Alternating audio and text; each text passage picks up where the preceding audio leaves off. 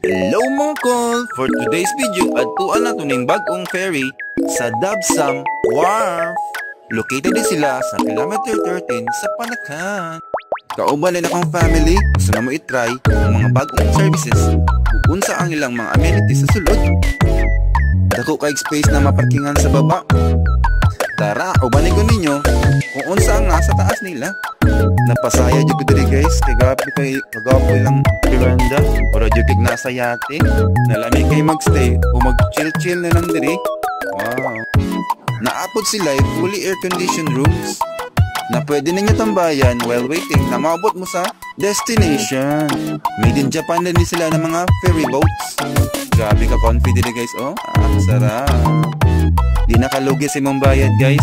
Kay safe o relaxing kayo ang pag-visit nimo sa Samal Island. If mo visit mo sa Samal, I prefer na diri mo sa